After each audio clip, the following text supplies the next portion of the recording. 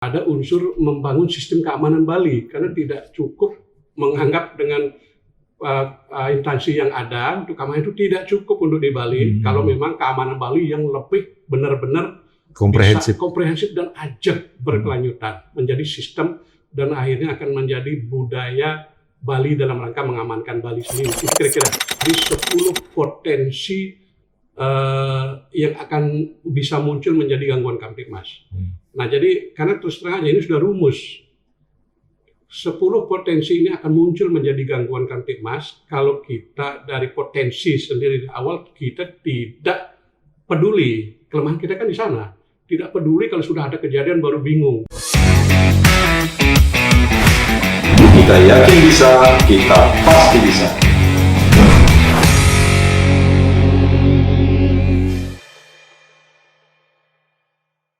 Sahabat Weekend, kita ketemu lagi.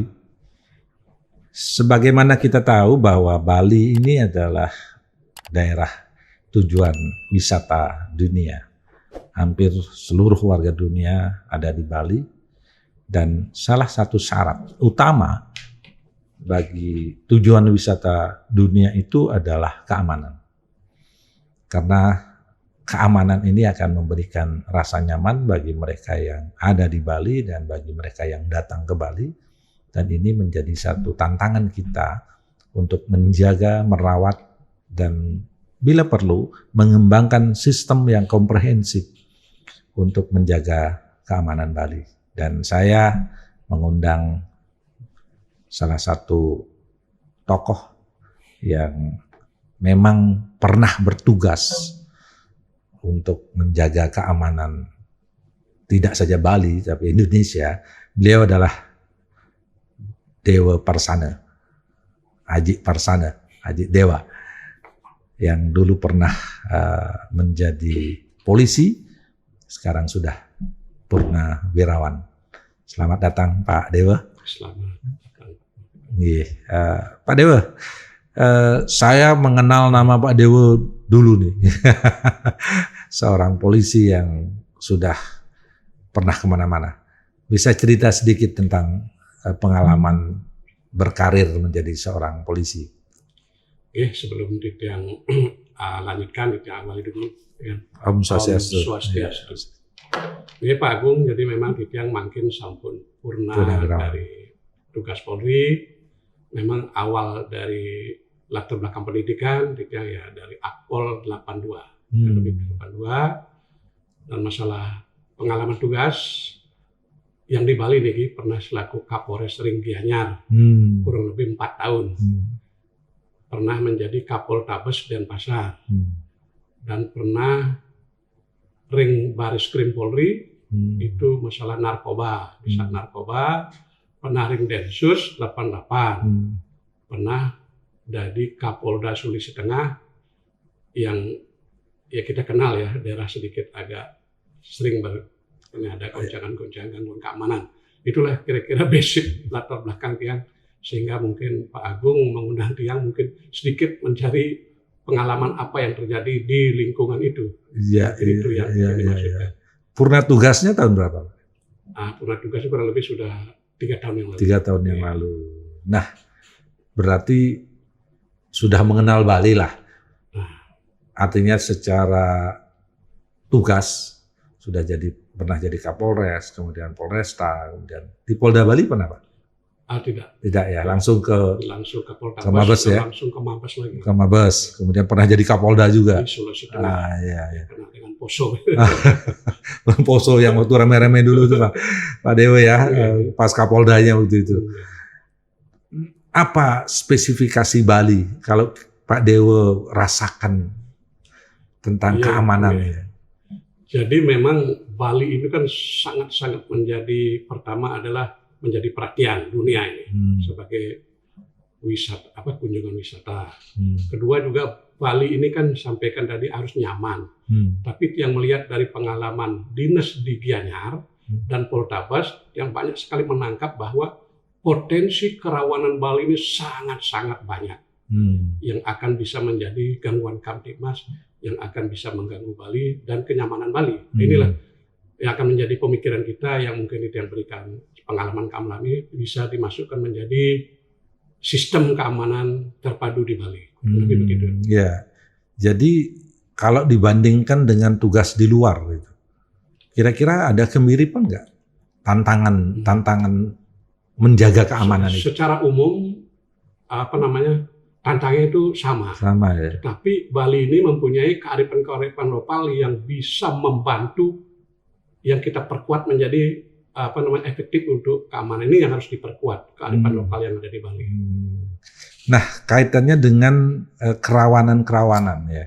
Ya kita syukurlah Bali dengan berbagai pernak-pernik kerawanan itu masih bisa dikendalikan dengan baik. Nah, sekarang Pak Dewa sudah stay ya, sudah tetap di Bali nih. Iya, sudah di Bali. Nah, bedanya ketika bertugas dengan sekarang menjadi masyarakat umumnya lah, apa Pak Dewa rasakan? Jadi saya bagaimanapun basic kan dari keamanan, gitu ya. Jadi saya akhirnya seolah-olah mengamati keamanan di luar. Oh begini kondisinya. Ternyata perkembangan itu, apalagi sebagai daerah wisata, terus berkembang dan berubah-berubah tantangan keamanan. Sehingga ini juga harus kita menyiapkan bagaimana pola-pola pengamanan yang kira-kira bisa menangkal perkembangan itu untuk meminimalisir dari muncul gangguan kamtipmas ini. Kemudian Bapak Gubernur Bali dengan Nangun Satkerti Loka Balinya, salah satu produk yang sudah dikeluarkan oleh beliau adalah Pergub tentang Sipandu Beradat, sistem keamanan terpadu berbasis desa adat. Apa menurut Pak Dewa tentang Sipandu Beradat ini? Oke, jadi memang saya juga merasa tertarik juga, menurut saya punya tanggung jawab, karena Pak Gubernur saya lihat dari Nangun Satkerti Bali ke Satkerti Loka Bali kan luar biasa itu, bahwa sangat-sangat komprehensif, yaitu memikirkan skala sepertinya itu. Jadi termasuk kan keamanan di dalamnya. Nah, jadi dasar tersebut saya coba mempelajari ada misi ke-19 beliau bahwa ada unsur membangun sistem keamanan Bali, karena tidak cukup menganggap dengan instansi yang ada untuk keamanan itu tidak cukup untuk di Bali. Kalau memang keamanan Bali yang lebih benar-benar komprehensif dan ajak berkelanjutan menjadi sistem dan akhirnya akan menjadi budaya Bali dalam rangka mengamankan Bali sendiri. Itu kira-kira. Nah makanya di sini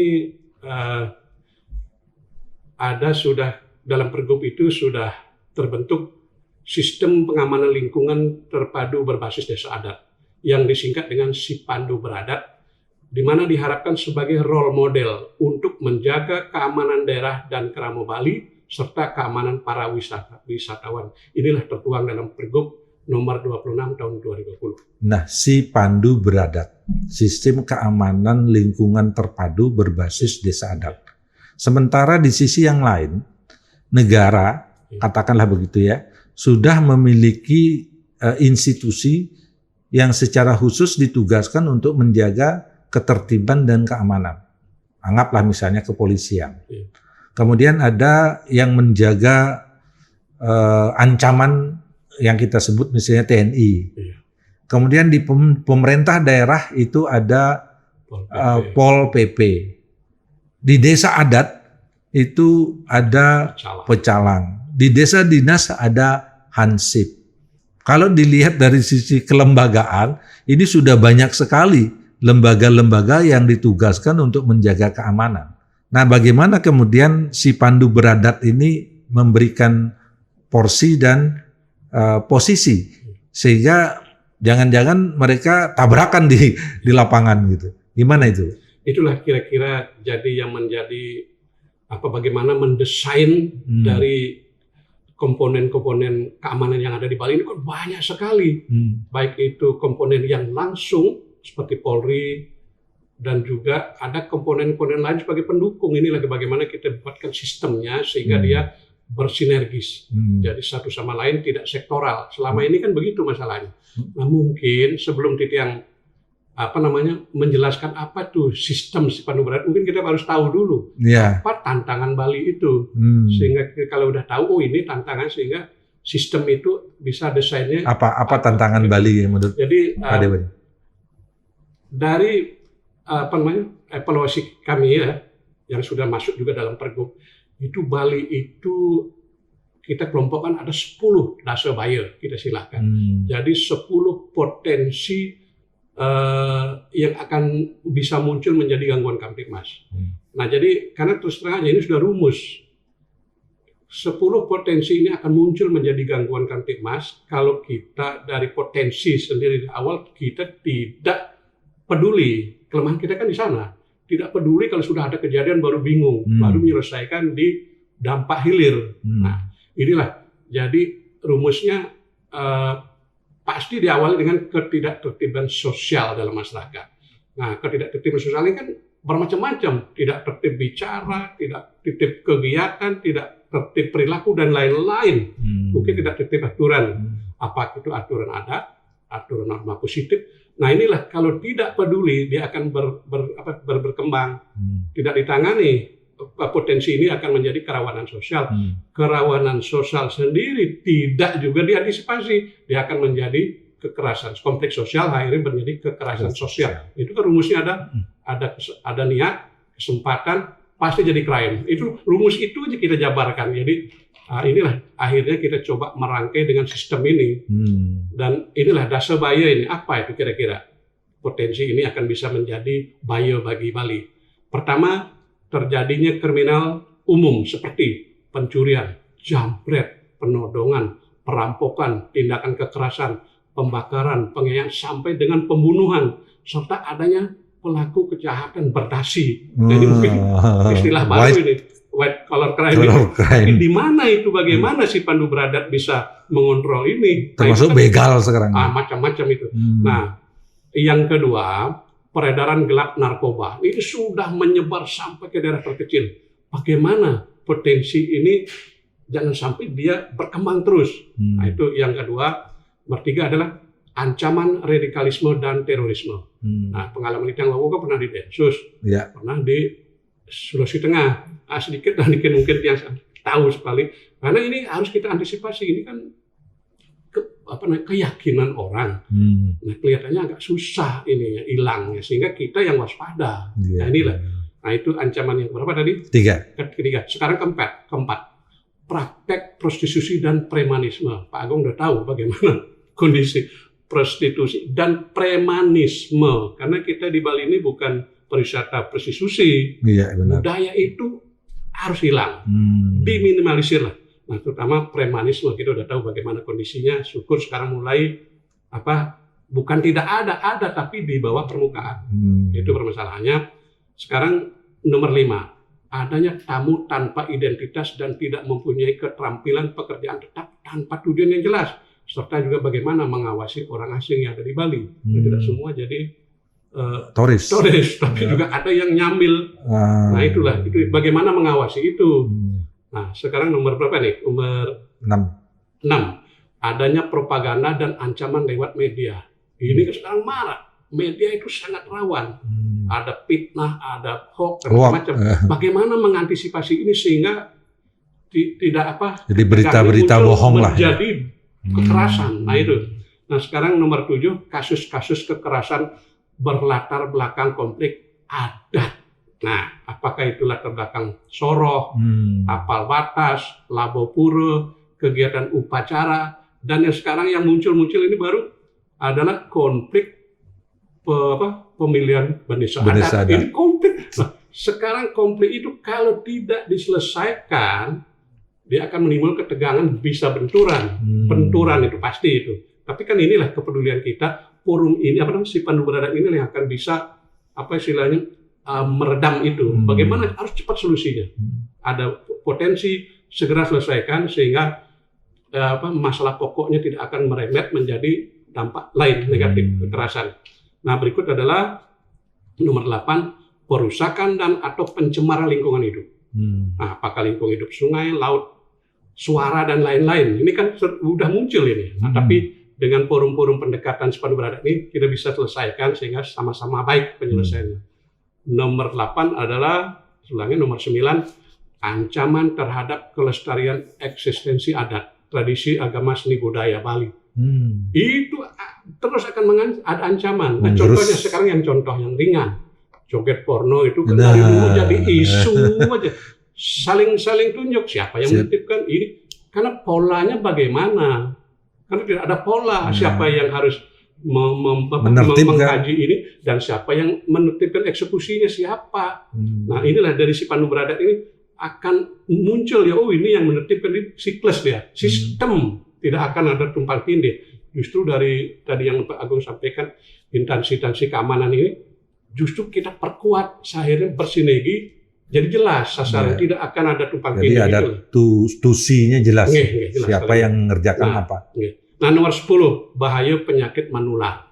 Apakah skala lokal, nasional, dan global. Ini yang kita baru alami, kan mudah-mudahan cepat berlalu. Ini kan melalui pola-pola mikro penanganannya itu. Cepat mikro, terus akhirnya menjadi makro, selesai. Kan gitu. Penyakit menular itu salah satunya COVID. Ya, salah satu COVID ini kan menggunakan pola-pola mikro. Nah, kita yang bahas ini adalah di mikro dan makro nanti.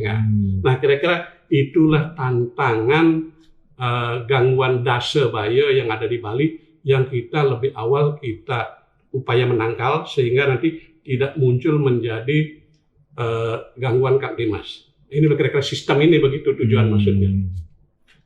Nah, sekarang Sipandu Beradat ini kan sudah dipergubkan. Artinya secara formal sudah harus diimplementasikan. Apa problem implementasi yang menurut Pak Dewa perlu dipercepat nih atau dilakukan? Jadi memang Pergub ini kan lahirnya 2020. Begitu selesai langsung COVID. Jadi 2 tahun kita vakum, tidak bisa mensosialisasikan secara fisik. Walaupun virtual itu kan barang baru juga. Virtual ini barang baru ini kan ke mikro itu sangat susah ditangkap. Tapi inilah kendala-kendalanya bagaimana nanti Sipandu Beradat ini melalui program seperti ini kan kita sosialisasikan. Jadi karena keterbatasan itu, sehingga nanti saran kita ini Sipandu Beradat ini diperkuat lembaga ini baik di tingkat mikro, terlebih lagi di tingkat makro. Karena sudah kalau di tingkat makro kuat, arahan ke bawah tingkat makro itu jelas. Ada yang ngurusin itu. Oh, perlu ini, perlu akhirnya menjadi budaya pola keamanan Bali. Jadi sudah kayak sangkap di Banjar begitu, kan ada forum-forum sangkap. Itulah jadi budaya. Oh, masalah kita ini lingkungan kita tuh begini, bagaimana penanganannya jelas. Kalau sekarang paruman kita di Bali di Banjar itu tidak ada agenda paruman untuk agenda keamanan. Adalah paruman adalah upacara adat. Nah, itu nanti dibentuk forum. Nah, sebenarnya forum Sipandu Beradat ini adalah sangat strategis karena adalah penjabaran penguatan program Polri dalam hal ini adalah program Polmas, Community Policing. Karena ini menguatkan program ini di tingkat daerah. Ini daerah lain tidak mungkin ada, belum ada saya lihat. Dan memang parsial-parsial. Nah, sekarang inilah jadi Sipandu Beradat ini adalah penguatan program Polri, dalam hal ini adalah Polmas, sehingga nanti bisa bergerak dengan masyarakat dan lain-lain. Semua permasalahan tidak bisa dipikirkan oleh polisi sendiri, tapi dipikirkan oleh forum ini. Apakah di forum di tingkat makro dan selanjutnya dan di level makro daerah. Nah, itu kira-kira. Tadi kan ini akan menjadi role model kalau ini bisa jalan. Tadi saya sudah bilang bahwa ada banyak institusi yang ditugaskan oleh negara untuk menjaga keamanan. Misalnya ada TNI, kemudian ada Polri. Di Pomda itu ada Satpol PP. Di desa ada Ansip, ada Pecalang. Di kantor-kantor ada Satpam. Pertama pertanyaannya, siapa yang mengkoordinir ini? Kalau dalam Sipandu Beradat itu. Nah, jadi ini kan sistem. Dia tidak boleh saling tumpang tindih apalagi berlawanan. Bagaimana membentuk sistem ini biar benar-benar saling bersinergi, menghilangkan sektoralnya. Nah ini karena ini si pandu beradat ini sudah ada kesepakatan ditandatangani oleh 4 komponen penting, yaitu unsur Pemda, Gubernur, Kapolda, dan Rem, dan Majelis Desa Pemrograman Provinsi. Ini sudah tanda tangan bahwa sistem ini karena sudah dilihat substansinya itu sangat bersinergi itu. Nah, jadi itu sudah dikaji benar, termasuk adanya pecalang. Nah, pecalang ini bagaimana ini harus kita kuatkan. Selama ini kan pecalang keamanan desa adat yang ada ini pecalang, tapi kan mulai keluar tugasnya. Sedangkan sesana pecalang itu kan kegiatan adat, agama, dan budaya kan. Ini sekarang dibawa kemana-mana, sebenarnya banyak komplain ini. Nah sekarang bagaimana legalitasnya kita kuatkan menjadi ya bantuan keamanan desa adat yang sudah dikukuhkan oleh kepolisian. Karena ini kan dilatih. Bakamda ya? Bantuan Keamanan Desa Adat. Ini dilatih, diberi keterampilan oleh Bina Teknis Polri atau TNI, diberikan pelatihan. Sehingga benar-benar diberikan kewenangan terbatas kepolisian. Nah ini betapa pentingnya akan digunakan dalam pam-pam seperti sekarang yang sekarang ini. Oke. Sebelum nanti ke desa, ini di level provinsi sudah ada kesepakatan 4 lembaga ya yang memang dikhususkan untuk keamanan. Nah mestinya ini kan juga diturunkan di tingkat kabupaten, sehingga payung provinsi ini benar-benar turun ke kabupaten, kemudian kabupaten ke desa ya, atau ke kecamatan dulu lah, terus ke desa. Ya, jadi secara kelembagaan ini sudah turun nggak ini sampai ke level itu? Jadi benar Niki, jadi si pandu beradat ini ada berapa level ya? Level mungkin ada level di tingkat mikro, yang paling depan adalah kita istilahkan tingkat mikro di desa adat. Karena di sana sudah bentuk forum. Forum ini terdiri dari unsur 4 itu tadi. Ada Babin Kamtibmas Polri, Lurah Pemerintahan, Desa Adat MDA, dan Babin TNI. Ini sangat kuat. Nah inilah forum ini didukung oleh komponen-komponen yang diperlukan di sana. Apa masalahnya? Kan mungkin prajuru adat, apa mungkin tokoh-tokoh adat, intelektual desa adat lah. Itu gabung dalam forum akan membahas masalah apa yang ada di lingkungan desa adat itu. Apa kira-kira yang akan bisa mendatangkan gangguan. Nah, potensi itu sudah terekam. Ada masyarakat mengadu, ada begini, tepat diselesaikan forum itu.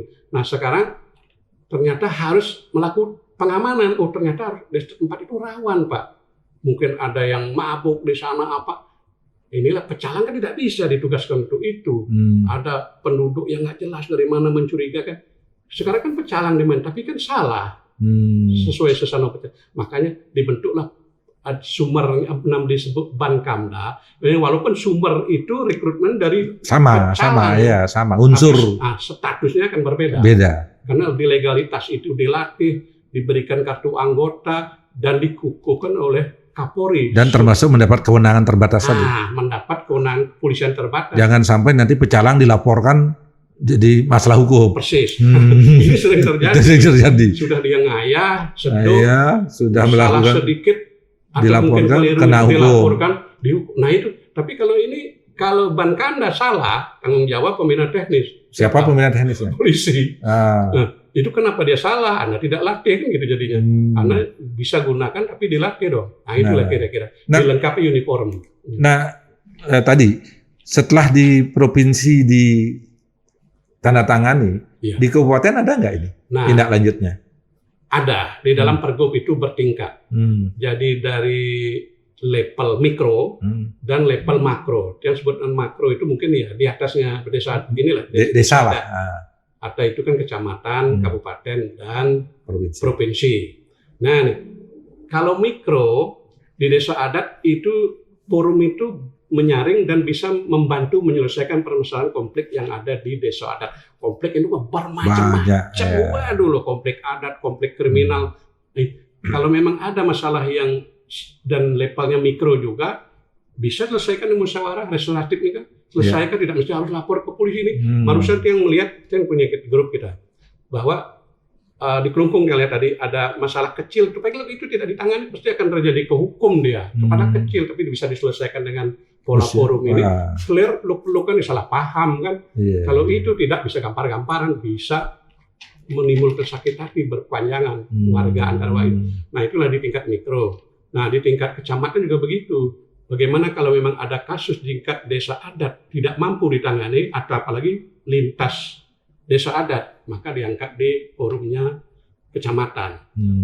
Atau kasus interdesa tidak bisa diangkat ke kecamatan, itu dilihat itu. Itulah kemampuan dari Babin Kamtibmas menilai, wah ini nggak mampu, ini yang konflik itu adalah perjuru dengan Kramo, susah itu, pasti ada yang minoritas, maka diangkat ke yang lebih atas. Nah, begitu juga ke kabupaten, lintas kecamatan. Yang pengalaman waktu di Gianyar tuh sering antara lintas di kabupaten dia, antara Kelungkung dengan Bangli, Gianyar dengan Bangli, akhirnya kan harus diangkat ini lintas, nah gitu. Terus sampai ada hal-hal yang sensitif yang mungkin kelihatannya perlu kita angkat ke kabupaten, dikaji. Nah, dengan forum ini kan pasti intelektual di sini. Jadi tidak satu sudut pandang, tapi beberapa bagaimana menyelesaikan kasus ini biar benar potensi ini bisa selesai cepat, tuntas dan aman. Akhirnya tidak muncul menjadi masalah yang lebih berat itu di tingkat provinsi. Inilah luar biasa ininya strategisnya fungsi di forum Sipandu Beradab di tingkat provinsi. Karena kalau di Indonesia kan itu kan forum koordinasi keamanan daerah dia, kalau di bahasa Indonesia kan. Nah, tapi namanya karena pendekatan adat kan forum Sipandu Beradab tingkat daerah kan gitu bahasa bahasa ini. Nah, oke, ini sudah dipergubkan. Kemudian secara kelembagaan mesti harus ada di level provinsi sampai ke tingkat desa. Mikro ya. Desa. Ya. Kaitannya lalu dengan penanganan kasus. Ini kan banyak sekali nih, mohon maaf. Adat kita sering dimasalahkan atau dilaporkan karena di satu sisi mereka punya kewajiban untuk menjaga, tapi di sisi lain mungkin kewenangannya tidak ada. Kalau dilihat dari hukum positif, kira-kira Sipandu Beradab ini bisa memberikan ruang nggak untuk hal-hal semacam itu? Jadi tujuan hukum itu bagaimana cari manfaat. Kan gitu. Iya benar. Sebenarnya. Nah sekarang setiap masalah itu pasti ujung-ujungnya nanti akhirnya kalau tidak selesai kan jadi kekerasan ya, hukum positif. Nah sekarang bagaimana bisa mengkombinasikan perpaduan antara hukum adat atau norma adat dengan hukum positif dan juga norma-norma pemerintahan, kan ini harus Nah jadi kalau satu sisi dengan kacamata kuda sektoral ya, pasti menang di adat, kalah di hukum, gejolak. Menang di hukum positif, kalah di adat, bisa selesaikan. Ini konfliknya. Atau kadang-kadang kasus adat dibawa ke positif, kasus ini yang kita lihat ini gimana? Nah, tapi sekarang kalau sudah ada forum ini menjadi terminal ya disaring. Ini kasus adat ini Pak. Jadi diselesaikan kalau ada perda tentang sampah berbasis sumber, ini kayaknya juga arahnya persis sekali. Niki kan Pak Gubernur banyak sekali mengeluarkan pergub. Sipandu Beradab ini akan mengawal pergub-pergub itu biar bisa diimplementasi mana. Diselesaikan di berbasis sumber kan? Iya, inilah proses analoginya begitu. Di sumber di mana sumbernya dan apa masalahnya? Persis. Nah, di mana letak kesulitannya nih? Pak Dewa sekarang kan sedang mengawal Sipandu Beradab nih. Kesulitannya kan kita ini orangnya baru. Ini pemahaman. Kalau sudah dipahami, merasa itu penting. Wah, saya harus lakukan ini. Tapi kalau kita diskusi dengan orang beliau-beliau yang sudah cepat ini penting ini. Tapi kalau memang kan beda. Kalau kita kali virtual itu belum tentu akan 50% belum tentu bisa dipahami penerimaan itu. Nah kan perlu harus disosialisasikan terus. Iya. Nah makanya dengan undangan Pak Agung, Niki, wah ini perlu ini. Itu yang harus ini, karena kewajiban moral yang harus mengawal Sipandu Beradab ini. Kendalanya nanti kalau ini belum membudaya, kendalanya bagaimana kalau pergantian pimpinan, pergantian Kapolda, pergantian lain-lain, ini kan selera masing-masing, ini kan repot. Sedangkan ini sudah sistem ini sudah harus dibentuk ya. Masuk akal sudah. Ya, kan? siapapun nanti pejabatnya, sistem ini akan tetap berjalan kan. Kerja sistem kan begitu. Sistemnya terus akan berjalan, siapapun orangnya nanti pejabat. Dari hasil evaluasi, kan tahun 2020 ya, Pergubnya sudah dikeluarkan. Ini sekarang sudah 2022. Secara kelembagaan sudah mulai terbentuk nggak ini? Jadi kabupaten dan termasuk di desa. Evaluasi ya. Jadi mohon maaf, ini kan terus terang aja barang baru, tapi daripada tidak ada. Sementara sistem inilah yang menganggap ini sementara yang sudah kita pedomani kan. Kalaupun penyempurnaan atau ada sistem lain nanti silakan. Kalau itu lebih sempurna, lebih. Ya kalau belum jalan gimana kita bisa bicara. Nah inilah. Jadi hasil evaluasi kita bagi desa-desa adat yang kita sudah kunjungi oleh tim tatap muka gitu, bisa dia jalan, paham. Wah, ini saya penting Pak, termasuk Pak Camat banyak. Wah ini penting Pak, saya perlu kan. Ya silakan kembangkan kan gitu aja. Niki sosialisasi yang perlu. Tapi kalau Pergub sifatnya kan wajib Pak. Ya walaupun kan Pergub undang-undang, kalau nggak ngerti kan kadang pemahaman kuncinya niki lah perlunya harus kita ya terus sosialisasikan dengan media apapun. Jadi karena sistem ini kan gotong royong menyelesaikan suatu masalah, gotong royong, kepedulian, dan ya kita harus peduli semua. Kalau enggak ya apapun nggak akan bisa. Tapi kan kita sadar bahwa keamanan itu salah satu kunci kalau pariwisata itu mau ajeng. Persis. Iya kan Pak. Kalau sudah begitu pemahaman kita, berarti kewajiban bagi jangankan kita yang memang tinggal di sini untuk menjaga, orang luar yang datang pun harus punya kewajiban. Itu punya ada tata tertibnya di sini. Iya, punya kewajiban kan begitu. Dia harus menyesuaikan. Pokoknya di Bali itu tertib. Nah gitu kan. Jangan sampai ketidaktertiban sosial ini kita sudah tertib, datang lagi dari luar yang kebiasaan daerahnya di bawah seperti kaki lima misalnya. Kalau di luar Bali kan biasa di mana saja ada tempat pinggir jalan, tapi di Bali tidak, ada harus masuk kantong-kantong misalnya. Kayak begitulah, jadi harus menyesuaikan. Termasuk tenaga kerja. Persis, kan? Apalagi tenaga kerja. Nah, saya baru saja menutup acara lembaga sertifikasi profesi dengan BNSP Pak Dewa.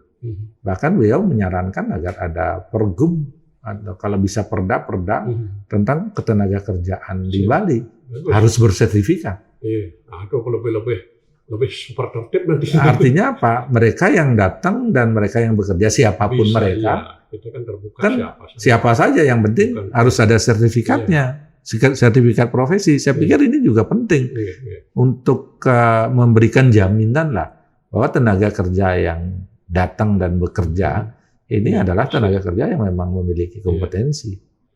Ya itu mungkin kan salah satu sektor itu kan. Itu tadi Dasobaya keberapa itu datang tidak mempunyai keahlian apapun, tidak ada itu sponsornya siapa datang membawa bekal 100.000, 2 hari kan habis. Dia habis bekalnya. Gimana cari makan? Berarti kan jalan pintas. Sama dengan kita bekerja ke luar negeri kan harus ada sponsor, harus ada. Tidak bisa diterapkan itu lebih baik. Saya pikir Bali bisa jadi contoh ya. Contoh. Bukan pasti dicontoh yang lain. Bukan kita membatasi orang datang, siapapun boleh. Iya kan. Tapi kan mereka yang datang harus memiliki kualifikasi lah. Nah, apa harapan dan atau saran Pak Dewa lah selaku orang yang pernah kerja di instansi kepolisian, sekarang menjadi warga, terhadap kita semua nih, agar Bali tetap terjaga keamanan. Saya rasa kan waktu saya kecil itu kan di Bali tuh nggak ada tembok, nggak ada apa, pencurian ayam, kambing, nggak pernah dengar ada pembunuhan, perampokan itu jarang sekali. Sekarang di kampung-kampung itu TV aja diangkut, bahkan barang besar itu. Jadi sekarang tidak di kota, tidak di desa, kriminalnya sama saja. Yang paling bahaya itu narkoba, itu luar biasa itu. Saya tahu pernah jadi di Mabes Polri, waduh bahayanya ampun. Ini harus dicegah benar. Nah, inilah harapan kita itu bagaimana, apalagi pariwisata, siapa yang mau ke Bali kalau tidak aman, gratis pun nggak akan mungkin dia mau. Dia di sini harus nyaman, aman, dan masyarakatnya ramah. Itu sudah brand kita. Sekarang bagaimana kepedulian kita semua harus peduli. Makanya jangankan masyarakat, instansi pun banyak yang tidak peduli. Karena itu juga bukan tugas saya. Wah, saya waktu itu waktu dinas itu, wah gimana ini? Karena belum ada sistem. Bagaimana sistem mengajak itu? Sekarang udah Pergub kan tinggal ngajak aja. Pergub, saya undang Pak, ini ada masalah gini, apa di tingkat mikro, makro. Selesaikan bersama pemikiran Pak. Jadi ada aja ngomong. Jadi tidak mau aku harus begini, main tindak. Karena kadang-kadang ada kasus-kasus ditegakkan hukumnya malah ini jadi bumerang dia, malah berjolak. Ternyata bukan, kita jadi sumber. Itu tadi Pak Agung bilang. Pasti sumber. Kira-kira begitu nih. Tadi sistem sudah kita bicarakan, kita punya si pandu beradat, dan bahkan ini sudah dalam bentuk peraturan gubernur, jadi nggak main-main ya komitmen pemerintah kita, gubernur kita untuk menjaga keamanan Bali skala. Dan saat ini Bali menjadi tuan rumah G20, dan tentu ini juga menjadi aspek penting. Orang bisa datang ke Bali, para pimpinan negara ya, ini bisa datang dan mau datang ke Bali, ini sangat luar biasa. Nah, bagaimana peran Bamkamda dan si pandu beradat dalam hal G20 ini? Inilah, jadi kita sangat memaklumi Bali ini kan luar biasa daya tariknya. G20 ini kan biasanya itu setiap ada event apa itu kan sering internasional sini. Delegasinya harusnya 2 orang itu 10-20 datang rombongan. Nah ini kan kita tidak akan jaga, petugas keamanan tidak menjaga tempatnya event itu, biasanya di Nusa Dua itu, tapi kita harus amankan seluruh Bali. Nah, karena pelaku-pelaku kejahatan ini tidak hanya sasaran dia fisik ini, tapi kan citra dia buat. Mungkin misalnya bikin gejolak di negara paling ujung misalnya, tetapi di mana itu? Di Bali. Itu permasalahannya. Makanya dengan si pandu beradat ini di tingkat makro nih ya, di tingkat makro, tingkat mikro itu ada 2 kan, ada forumnya desa adat itu, dan ada Bamkamda yang sudah dilatih, diberikan kewenangan kepolisian. Inilah yang akan dimainkan. Kenapa? Seperti ini contohnya sekarang pengaman ini, polisi itu sangat terbatas. Sekarang kan polisi banyak didatangkan dari Sulawesi, datang dari Makassar, dari Jawa, per ribu didatangkan. Karena sebenarnya polisi kalau rutin cukup di Bali, tapi kalau event-event begini sudah harus mengambil dari luar ya.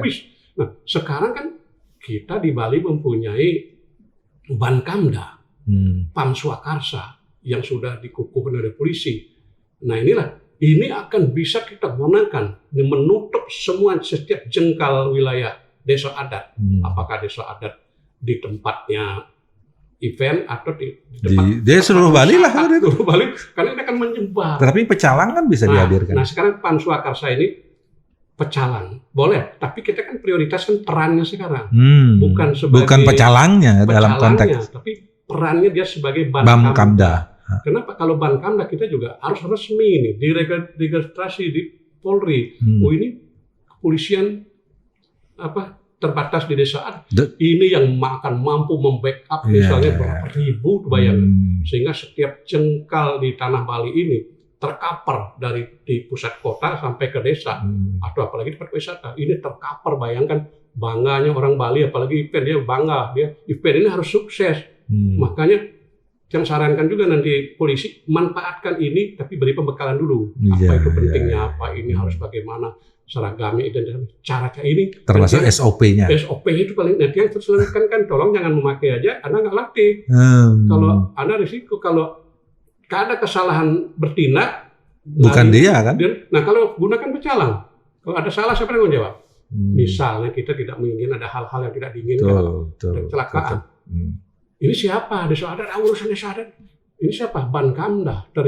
Ini harus mendapat perlindungan. Betul. Itu maksudnya. Makanya Bamkamda ini harus diperkuat dan dilindungi legalnya. Ya tidak ada yang gadungan pecalang aja, banyak yang gadungan. Apalagi dia misalnya nyamar jadi pecalang kan bahaya. Nah itulah. Jadi ini polisi sebenarnya sangat-sangat terbantu, khususnya keamanan ya, dengan Ya. adanya Bankamda ini, karena di setiap desa adat pasti ada. Nah, tinggal sekarang perannya, bukan dia peran pecalang, adalah bantuan keamanan. Kalau keamanan itu istilahnya udah lain, keamanan dia, bukan pecalang. Kalau pecalang kan Ada. polisi Hindu, Iya, beda. Rawan ini, polisi Iya. Hindu rawan. Itu adalah keamanan desa adat yang dilatih dan dibina oleh polisi dan diberikan kewenangan dan Terbatas, teregistrasi. Oke. Nah, itu pentingnya. Sekarang Iya, mudah-mudahan kita berdoa dengan kehadiran Bankamda ini akan menutup semua sejengkal apapun tertutup oleh Bankamda. Iya. Tinggal koordinasikan keamanan di lapangan. Iya, Gimana? termasuk memberikan perlindungan hukum Ya, terhadap para petugas kita persis. yang ada di Nggih, desa, nggih. Nah, karena itu, dia Mas, diberikan kewenangan. kewenangan itu apa? Jadi tidak ada yang benturan, Tidak ada yang tidak ada benturan. yang mengambil alih kerjaan orang. Justru polisi, pihak keamanan sangat terbantu dan membutuhkan itu. Ini harus diopenin ini, harus dilatih, harus perlu apa ya, pokoknya dilatih lah, dirapikan gitu. Sehingga bayangkan dia nih, karena seperti di lalu lintas, dia bisa mengatur apik, kan gitu kan. Akhirnya polisi mungkin bisa hanya ngontrol aja, diberikan mungkin didampingi, karena dia sudah buktikan waktu bom Bali ini, yang dengan singkat pecalang itu udah siap perankan sebagai Bankamda. Yang pakai rompi aja itu sangat membantu memeriksa orang-orang di mana. Bayangkan polisi habis. Itu yang praktekkan kebetulan 2 kali pengalaman bom pertama dan kedua itu pas yang di Gianyar sekali, di Denpasar sekali. Dengan bantuan itu luar biasa, karena ada perintah jalan ini ditutup. Siapa yang nutup? Habis polisi. Minta keamanan desa ini diberikan legal. Anda mempunyai kewenangan tutup. Tinggal menyaring orang, kan kita dampingi. Jadi enak gitu, sama-sama enak gitu. Masyarakat juga, oh ini kebutuhan kita Pak. Ayo silakan, ayo kita sama-sama gotong royong. Kita amankan wilayah dimanapun. Kurang lebih itu intinya. Iya. Oke, kita berharap Bali aman, G20 bisa lancar, karena ini menyangkut citra tidak saja Bali tetapi citra Indonesia. Sahabat Weekend, demikian bincang santai kita hari ini, dan saya minta komen dan subscribe Anda, dan kita jumpa lagi dalam tema yang lain. Bye-bye.